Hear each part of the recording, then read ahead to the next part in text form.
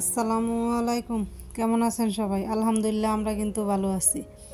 কাছে দূরে দেশে এবং দেশের বাইরে যে যেখান থেকে আমার ভিডিওটি দেখছেন বা শুনছেন, আশা করি আল্লাহর রহমতে সবাই ভালো আছেন। তো এই যে দেখেন, আমার ছেলের কয়েকটা খাবার দিছিলাম মুখে, তো সব কিন্তু বিছানায় ফালাই একবারে বিছানা আর কি নষ্ট করে লেগেছে। এখন এটা তুলে ধুয়ে দিতে হইবে, এটা আর বিছায় রাখা যাইব না। তো আমি কিন্তু বিছানার চাদরটা তুলে নিতেছি, ধুয়ে দিব। আর বাইরেও কিন্তু প্রচুর রৌদ্র আছে, তো ভাবলাম যে ধুয়ে দিলে শুকিয়ে যাবো আর কি। তো যারা আমার ভিডিওটি দেখতে শুরু করেছেন, প্লিজ পুরো ভিডিওটি দেখবেন।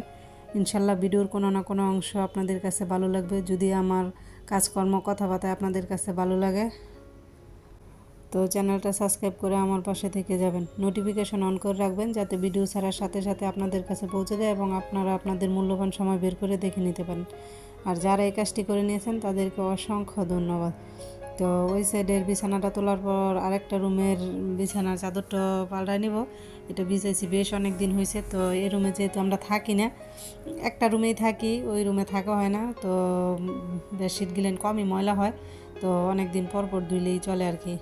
শুধু যে বেডটাতে থাকি ওইটার বেডশিটটা আর কি কয়েকদিন পর পর দিতে হয়। তো এদিক দিয়ে কিন্তু আমি এই বিছানাটাও সুন্দর করে গুছিয়ে নিছি। তো বিছানার চাদর বদলাইলে কিন্তু বোঝেন না, মনের মধ্যে একটা শান্তি কাজ করে, ঘরটা একবারে কেমন জানি একটা অন্যরকম হয়ে যায়, ভালো লাগা কাজ করে আর কি আমার কাছে।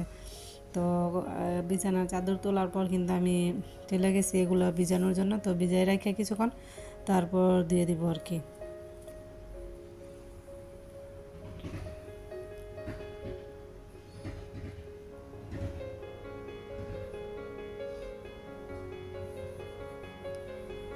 তো এখন পর্যন্ত যারা আমার ভিডিওটি ধৈর্য সহকারে দেখতেছেন, প্লিজ একটা লাইক দিয়ে বাকি ভিডিওটুকুও কন্টিনিউ করবেন। তো আজকে কিন্তু যেহেতু বিছানার চাদর বদলাইলাম, ঘরের টুকিটাকি আর কি করলাম, তো সেই জন্য ঘরটা কিন্তু আমার মেয়ে মুছে নিতেছে। তো আমার যেহেতু ঠান্ডা একটু সমস্যা আছে, তো আমি অনেক সময় কাজটা করা, আর এতদিন তো একজন মহিলা ছিল উনি করতো, তো উনি কিন্তু অনেক দিন ধরে আসে না, সেই জন্য আমাদের একটু কষ্ট হয়ে যায় আর কি শীতের মধ্যে ঘরটার মোছামুছি করতে।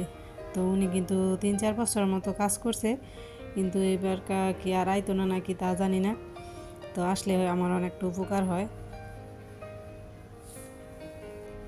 তো কাপড় চোপড় কিন্তু অফ ক্যামেরায় আমি ধুয়ে নিছি, তো ছাদে নিয়ে গেছি আর কি লাড়ার জন্য।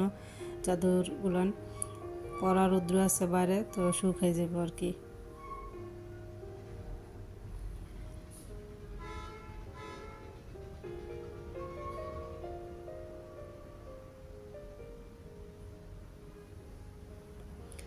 তো ছাদ ভর্তি কিন্তু কাপড়, রৌদ্র উঠলে সবাই কাপড় দেয় বা ধোয়। শীতকাল যেহেতু রোদ কম থাকে, তো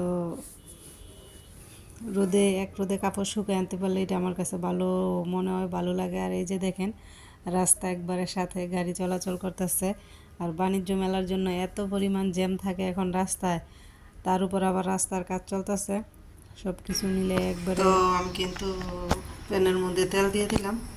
তো কম তেলে কীভাবে বেগুন ভাজতে হয় সেটা কিন্তু এক আপুর কাছ থেকে শিখছি।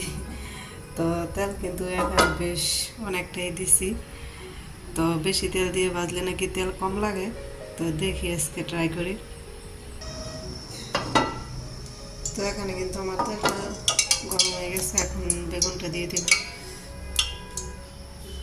তো বেশি তেলে বেগুন ভাজলে নাকি তেল কম লাগে, তো দেখি আজকে বেগুন ভাজতে জন্য প্রচুর তেল লাগে, একটু পরব তেল দিতে হয়। তেল দেওয়া মাত্র মনে হয় যে কিনে নিয়ে রেখেছে, তো দিয়েছে আর কি।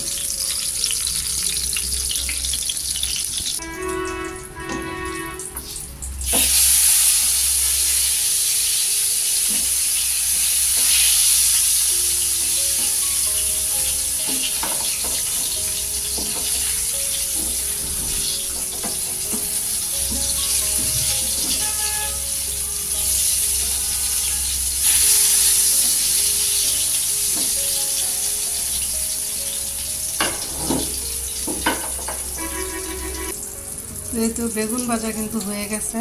তো বেশ অনেকটা তেল কিন্তু আমার রয়েও গেছে। তো মনে হচ্ছে এভাবে ভাজলে তেলটা কমই লাগে।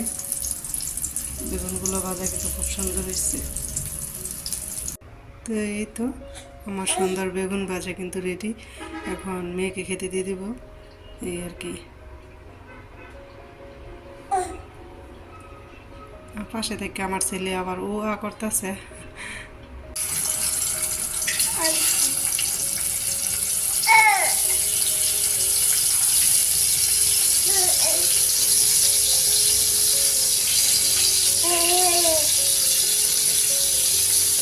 মাছ ভাজতে দিয়ে দিচ্ছি, সাথে কিন্তু ছেলের জন্য দুটো শিং মাছ দিয়ে দিলাম, আর মাছ দিয়ে পেঁয়াজ টমেটো দিয়ে ভুনা করবো আর কি। তো এইতে এদিক দিয়ে কিন্তু আমার মাছ বোনাটা হয়ে গেছে। তো রান্নাটা কিন্তু আর দেখালাম না, শুধু মাছ ভাজাটাই দেখালাম। তো আমার কথাতে কিন্তু হয়তো অনেক ভুল টুটি থাকে বা কাজে, তো সবাই একটু ক্ষমা সুন্দর দৃষ্টিতে দেখবেন।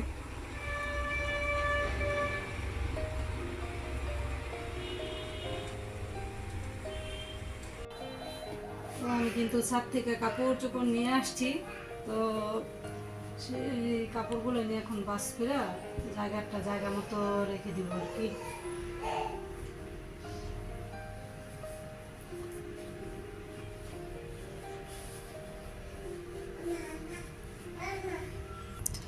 তো এই তো আমি কিন্তু কিছু কাপড় বাস করে নিয়েছি, আর কিছু কাপড় আর কি রয়েছে এখনও অফ ক্যামেরায়, সেগুলো বাস করে নিব।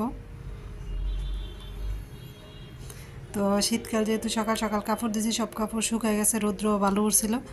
তো আর কি এক রোদে কাপড় শুকাইতে পারলে মনে হয় যে ভালো লাগে।